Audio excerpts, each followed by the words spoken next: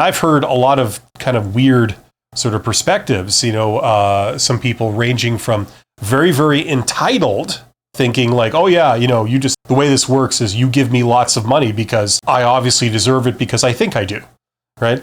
All the way down to people that are extremely humble that really devalue themselves, to a criminal degree where they're actually generating a ton of value for an employer, but yet they are unaware of this. They estimate their value way, below a tiny fraction of what it actually is. And so they go in and they're like, I'm happy with minimum wage, and they're really generating far beyond that. So it's all about understanding what's going on here, how this works, what everybody's perspective is, what their motivations are, and that will help you be successful in this. So hopefully the end result of all of this will be that, first of all, you'll be comfortable talking about compensation with an employer directly, face to face. You'll understand how it works. You'll understand what's going on. You'll understand their perspective, and you'll therefore know how to win in this situation. So that's what we're shooting for today, and there's no reason why we can't achieve that. I'm going to try and cover these things relatively quickly. So let's start with if you are asked for your salary expectations in the application process, usually as part of a web form where you have to fill in that field. Now, you can't give a range. You can't write words. You can't skip the question. So you have to put a number. What do you put? Here's what I recommend. First of all, the reason they're doing this is not because they want to have any kind of serious conversation with you about how much to pay you so they can know what to get you for. What they're simply doing is they're trying to eliminate you based on if you ask for too much or sometimes too little money. Okay, that's the entire purpose of this question. It's not to help you, it's to try and eliminate you. Okay, so it's like a sort of go, no-go test you have to go through. Now, the way it generally works is that if you ask for too much, then they eliminate you. And what happens at that point is that if it's part of an application, like a job application, in that case, your application will not move on to the point where it's seen by a human. Okay, it'll just get eliminated there in a computer system, and it won't go any further. Okay, so what they usually do is they have like a hurdle, right? Like, a thing, a number that if you ask for more than that number, it eliminates you. Okay, it probably doesn't indicate this to you in any way, right? So you don't know, you don't realize this is happening. It just, you send in your application, you answer this question, you think it's gone on, but unbeknownst to you, it's actually been rejected outright behind the scenes. Okay. Now, the problem is you don't know what their hurdle number is, right? You have no idea what their upper limit for what they're prepared to pay is. It's a guessing game. Okay. Occasionally, we see this where they've also put in a lower limit. Okay, so if you ask for like lower than a certain hurdle number, a different number, there's an upper limit and a lower limit. And if it's, the reasoning is that if you're asking for less than that, either you're not serious or you're trying to sort of rig the question. You're not giving an honest answer. So for those people who put $0 or $1 or something, it eliminates those. Or you're asking for below minimum wage, or you're asking for something that's just plain unreasonable according to them, right? They think you can't be serious, right? Like, this is ridiculous. We're looking for someone who knows what they're doing. And if you're only asking that much, then something's wrong. You're either desperate or you just don't, you're out to lunch in terms of what's reasonable compensation, or there's some other thing that's going on that's probably bad. So this could be kind of tricky, right? So here's what I'll say you do. When you get to that field, okay, usually this is part of the job application. Now, at that point, you don't know really anything really about the job. You don't even know what the benefits are for the job. You don't know what the working conditions are. You don't know anything about the company. Are they going to totally lie about the job duties? So you take a job thinking you're doing one thing and then turns out you're doing something else. You don't know anything about, are you required to work overtime, mandatory overtime, holidays? Is it shift work? Is there travel? Is it remote work? Like, you don't know any of this, right? But they're hitting you up for a number. And the problem is that it's a trap, right? So here's what I'd say. Try to imagine all those things you don't know, okay? Imagine their best case scenario, okay? So you've got a ton of sick days, a ton of vacation days. There is no mandatory overtime. There is no travel that's mandatory. There's tons of opportunities to move up. You love your boss. Your coworkers are awesome. You do exactly the duties as described in the job description, nothing more. You know what I'm saying? Imagine everything is best case scenario and then fill in what number you would need to take that job. It's probably going to be a low number, okay? Now, as you learn more about this job, if it progresses, if they bring you in for an interview, and throughout this process they reveal more, oh, here's what the benefits are, here's how much vacation you get, and so on. You can always revise your number. You can revise it upwards as things turn out not to be the perfect ideal scenario, right, that you originally assumed. Okay? So that's what I would say. That enables you to pass this particular go, no go test, but you're not doing anything disingenuous. You're probably putting a number that's within their range. It's not too high, and it's not ridiculously, ludicrously low. So it'll probably pass that hurdle, yet it's perfectly honest. And if they ever call you on anything later, you can explain it. It's like, well, I wasn't aware of the benefits or the vacation at that point. I assumed that wasn't going to be an issue. I've now been informed that, vacation isn't kind of what I assumed it to be, what would be typical. It's worse, so therefore I would need more money, right? So that's how I'd recommend you get past that. And as a general tip, as you're going through this process, like the whole job, the whole hiring process, whether it's the application stage, the interview stage, or the offer stage, always be thinking only about getting to the next stage. Don't be thinking about the end. Put that out of your mind. Just think, what is it going to take for me to get to the next stage? Okay? And you get a lot better result when you do that. Okay? In the beginning, they're looking at your application. They're also looking at possibly 800 other applications at the same time. So don't be thinking about the end when you're negotiating the finer points of your compensation. Think of like only this stage. You're being compared to 800 other people. They're not going to be taking a very good look at you. They will look at your resume for only 5 to 10 seconds or whatever it is, if a human does look at it at all, right? So think of, like, treat whatever you're doing that's appropriate to the stage of where you are, okay? And just focus on getting to the next stage.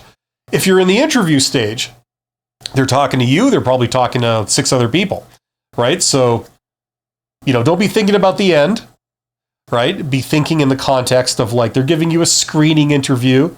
They're not wanting to go super in depth about how it's going to work with you as an employee. Just try to get to the next stage where they want to take a closer look at you, and then maybe you can get into that stuff. And so on, okay? So that's how you handle salary expectations on a job application. Let's talk about it in an interview. In an interview, same idea. You're talking to a person, either face-to-face or over video conferencing, and you can give something other than a number, and in fact, that's what you should do, okay? What I recommend is it's a 3-stage answer. The first thing you say is, well, I would need to know more details before I can give you an answer on that, right? They ask you for, what are your salary expectations? And you say, you try not to give an answer, because the moment you give an answer, you're dead. If you give a number, you're dead. If the number is too high, they eliminate you because you wanted too much money. If the number is too low, that's also bad for you, because then they hold you to that, and they, unbeknownst to you, the job might have paid anywhere in this range, low to high, and you set a number kind of down here. They're going to give you an offer for somewhere down here. You could have gotten this, but instead, because you opened your mouth and gave a number down here, then you're tied to this, right? So whichever way you slice it, the moment you give a number, you lose. It's bad. So the strategy should be to not give a number until you get to the offer stage. If you never get to the offer stage, what does any of this matter? But if you do get to the offer stage, which is your goal, that's the first time you can actually negotiate compensation. If you're not at the offer stage, they haven't given you a job offer in writing, okay? I don't care what they say, they haven't given you a job offer in writing. If you're not there yet, they're not going to have a serious discussion about compensation with you. The only reason they bring it up is simply to try and eliminate you based on the fact that you want too much money. And you don't know what their range is. That's the problem. So it's a complete guessing game. So whichever way you slice it, you try and avoid having this discussion at this point. So they say, what are your salary expectations? The first thing you say is, well, it's a bit too early to say. I mean, I would need to know a lot more about the details of this role before I could really give you anything intelligent in terms of an answer, right? Now, let's say they don't buy that. They ask you again, well, we really need you to give us a number. You move on to stage 2. You throw the question back at them. You say, well, listen, this is an official job with an official job posting, right? And it's been all approved by the company. Therefore, the compensation range must have also been approved by the company. Can I ask what it is? Right? So you throw it back at them.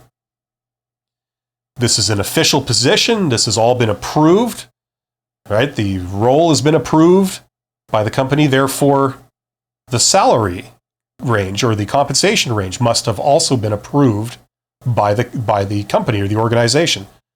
Can I ask what it is? And they'll give you probably some cock and bull story about, oh, we don't know. You know, oh yeah, I'm hiring for this role, but I have no idea what it pays, right? Which is like the most transparent, insulting lie, right? That you'll probably ever hear in a job interview. Almost as bad as the position is on hold. You ever heard that? Right? They don't want to say no, so they say, I'm sorry, the position is on hold, right? Everyone loves that.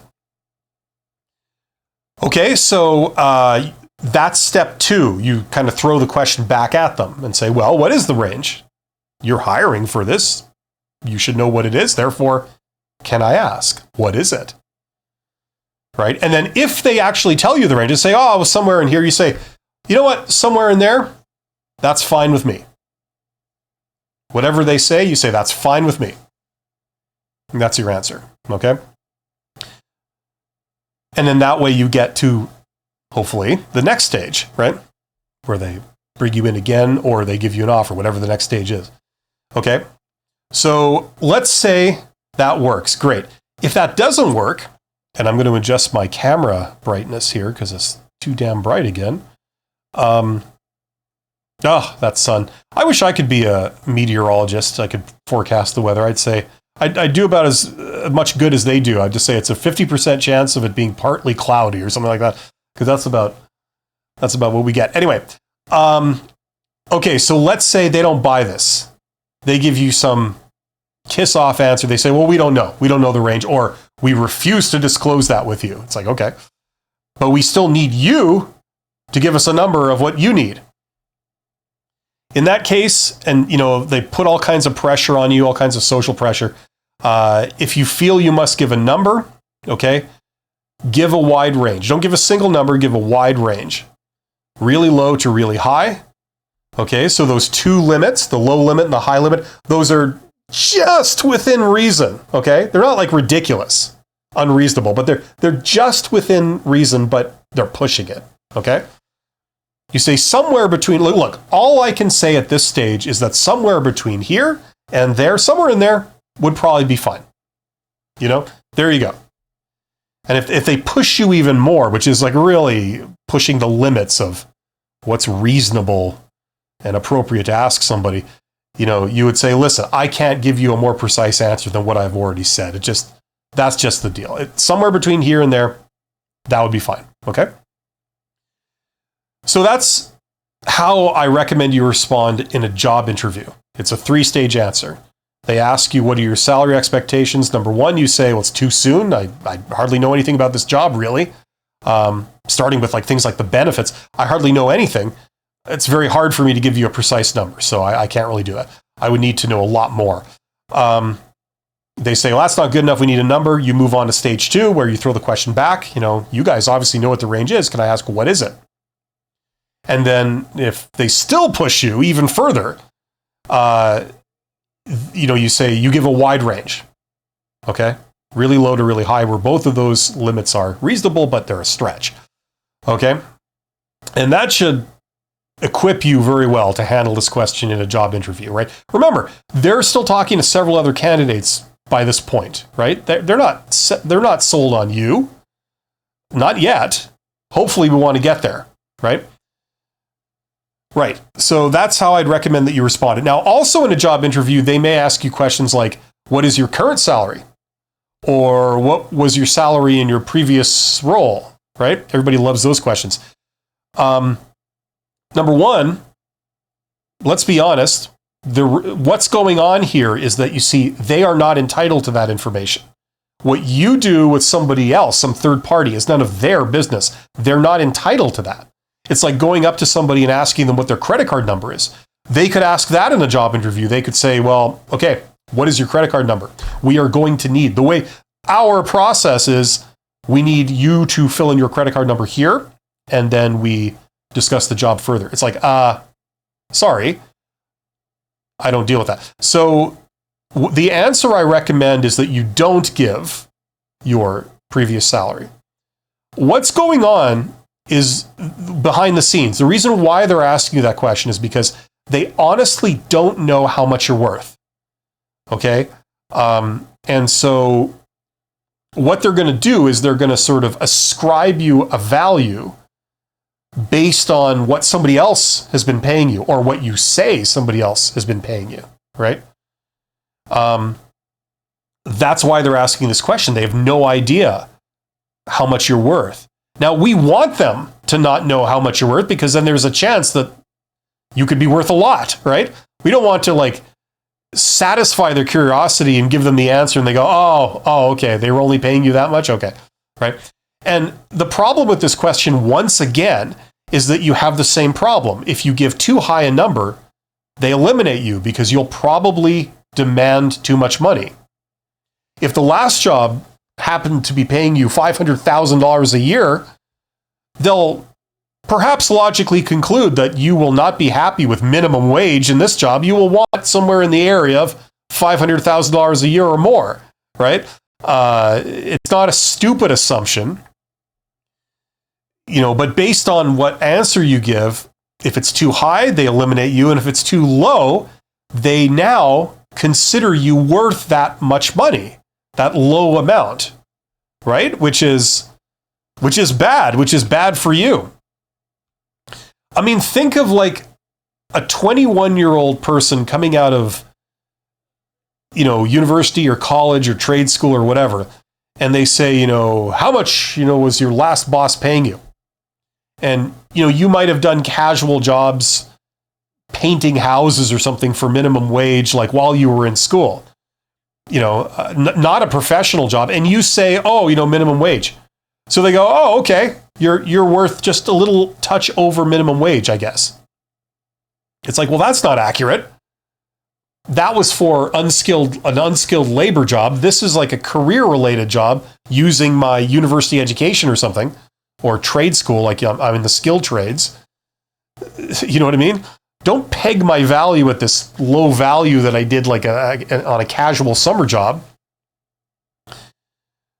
But that carries more force than you would think, right? If the last job you had made you minimum wage, you would probably find I don't know, a touch above minimum wage, that's not a bad pay, right? It's more than you've ever made in your life, put it that way, right? So it's not entirely stupid. You know what I'm saying? So that's why you don't want to answer this question, because it's bad for you. Number one. Number two, it's none of their damn business. We don't want to help them to outmaneuver us. You know what I'm saying? So the more information you give about your position and all that kind of stuff, the more they have to go on to outfox you in a way. You know what I mean? So what I would recommend, the way you answer this question, if they say, what is your previous salary or your current salary? I would say, well, I actually have a personal policy of not disclosing that because there are issues to do with confidentiality and privacy. And it's, I'm sure you understand. Right? Now, people say, well, what if they ask me again? Well, here's what I say. Will you give the same answer again? You have a nice smile on your face, right? Just like this. You see my beautiful smile, right? I don't have the whole ding, like the tooth thing, right? With the shiny teeth in this light. Normally I would, of course, but you have a smile on your face and you say, well, as I already explained, or as I just mentioned, I have a personal policy of not disclosing that because there are privacy issues, there are confidentiality issues. I'm sure you know exactly what I'm talking about, so I can't be more helpful to you on that. Something like that. You just give the same answer again. So if they ask you again, you give the same answer again. But the thing is, you don't create a ton of awkwardness. You have a nice big smile. It's like, well, as I explained, I unfortunately I can't give you that. Right? So you get out of the question and you don't create a ton of awkwardness. It still kind of is relatively pleasant. Okay?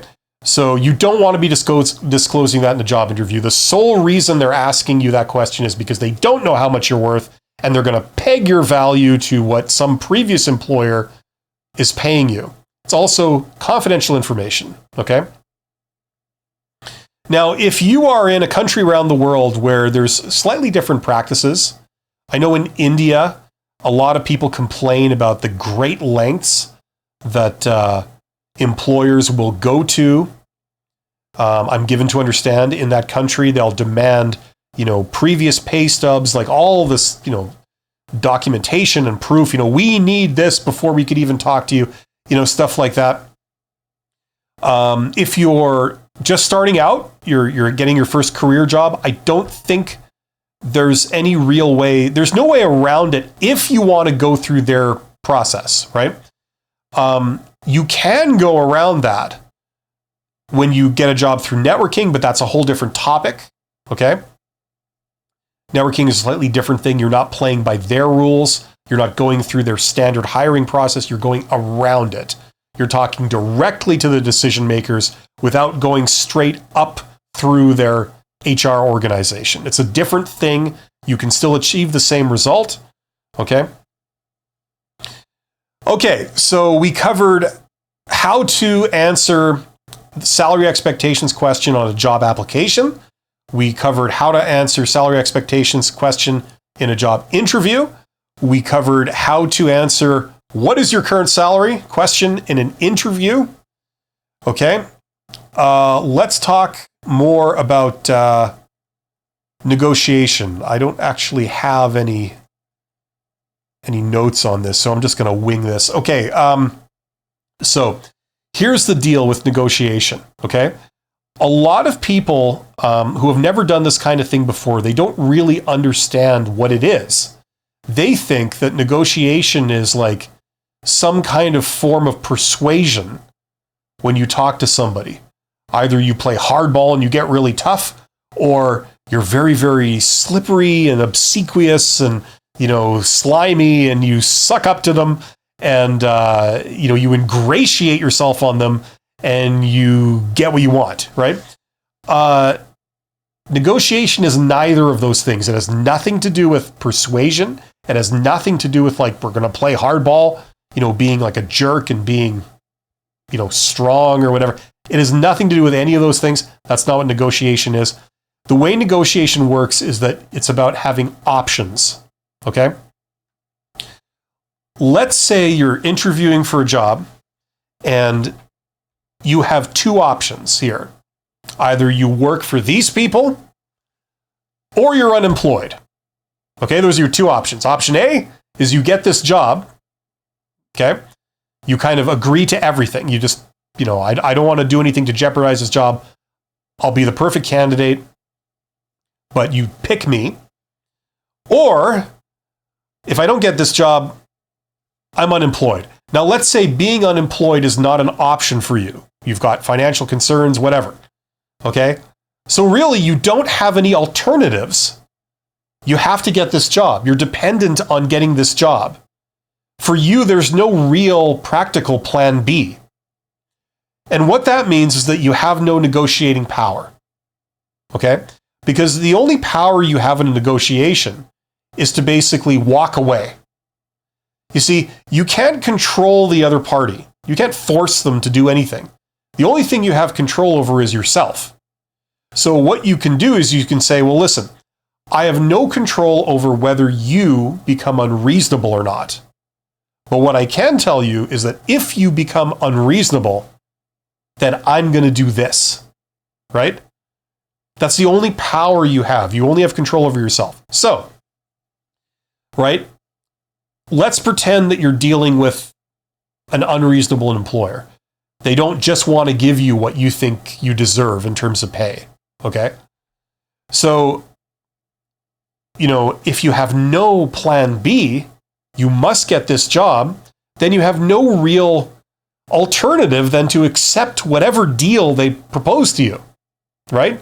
You can try and push for more, but if they absolutely refuse, it's either this or unemployment. You pretty much have to take their deal, right? You have no negotiating power. Now let's pretend that instead of this, you actually had a plan B. You had a second company that offered you a job, and you have an offer in your hand, right? Now, let's say it's for, $10 an hour or something, or whatever currency you're in, 10 an hour, okay? And so that's company A that's offering you 10 an hour. You've got a written job offer for it. Now, when you go and negotiate with company B about a job they're offering, right? They're trying to play hardball. They're trying to haggle you down. They're saying, no, we don't pay more than 7 an hour, right? We feel that that's reasonable, blah, blah, blah. If you want this job, you have to take 7, right? And basically you say, okay, well, listen, we're at the offer stage. So clearly you feel that I'm qualified and you want me. You're offering me to work there. All we have to do is figure out, if I accept or not. And I don't accept 7. Okay, so the only question is, I know you guys want me, and I know you want to just hire me and get this over with, but 7 doesn't work for me. Okay, I need 12. And they say 12, absolutely not. No, it's 7, take it or leave it. And you need to tell me in 10 minutes or else, we rescind the offer. Now, you know your own position. You know that, okay, it doesn't make sense for me to take 7. I got an offer in my hand somewhere else for 10, right? So there's no way I'm taking anything less than 10. So I'm sorry, 7 doesn't work. Goodbye. Or how you would do this normally is they send you the offer with 7 written in, and you call them back or you send an email back or whatever, and you say, thank you very much for your offer. I'm really excited about this. It's very flattering that you've given me this offer. It shows that you really believe in me, and I appreciate that and I respect that.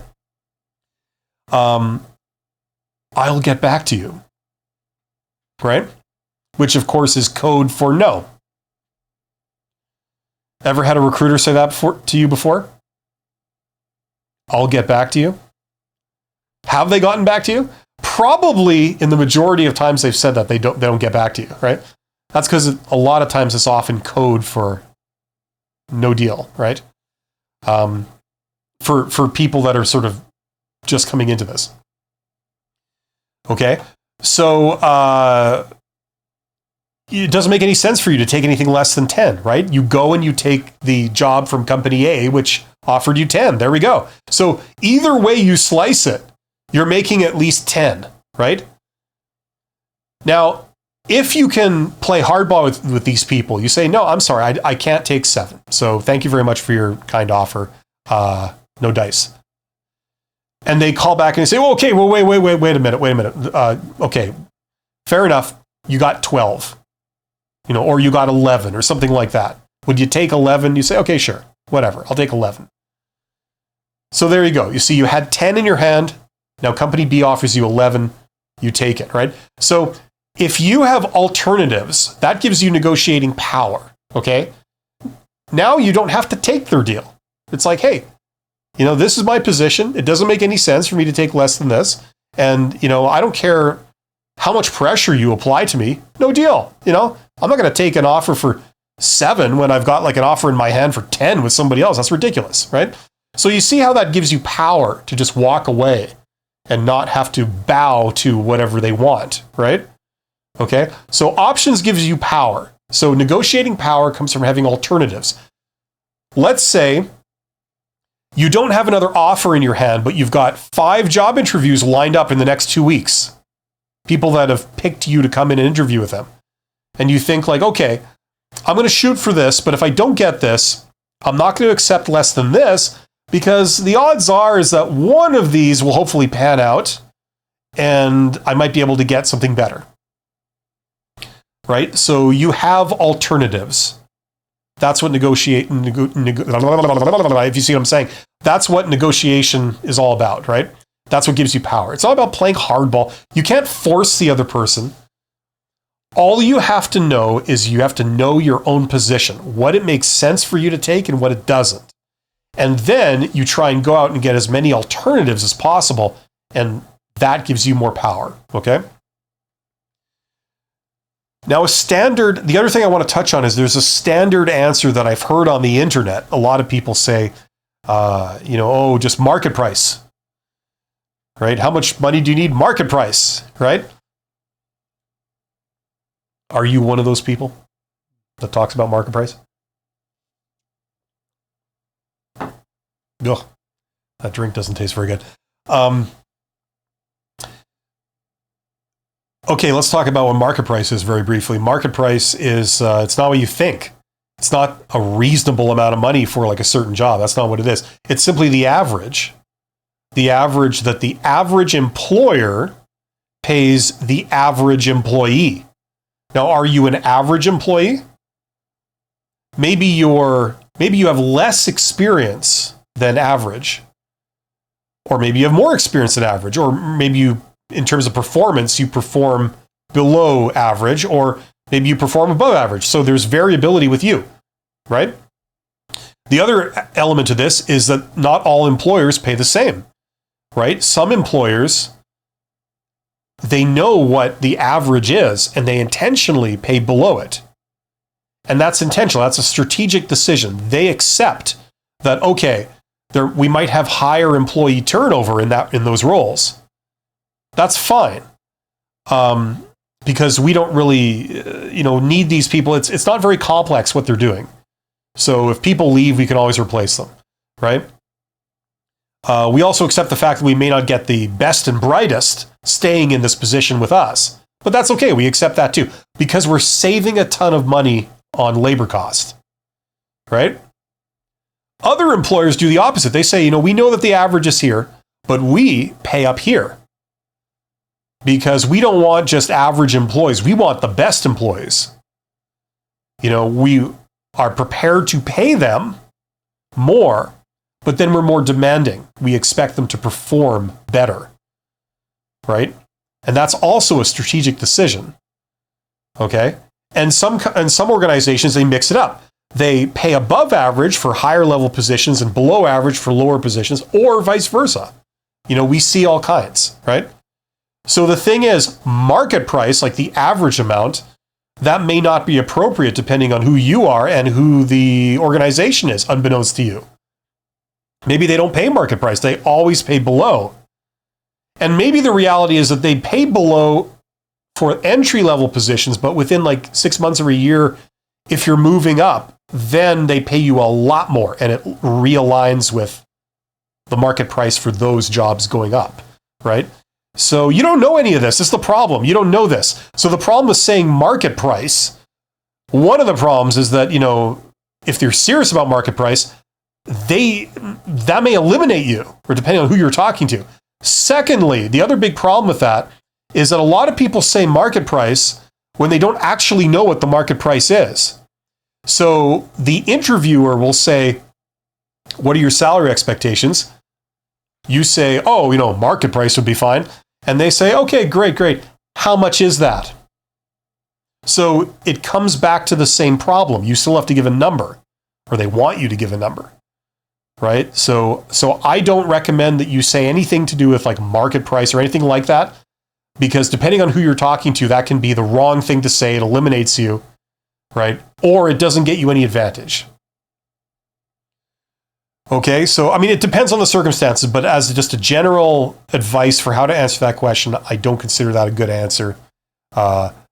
I hear a lot of people on the internet saying that's what you should say. I completely disagree with that based on my experience.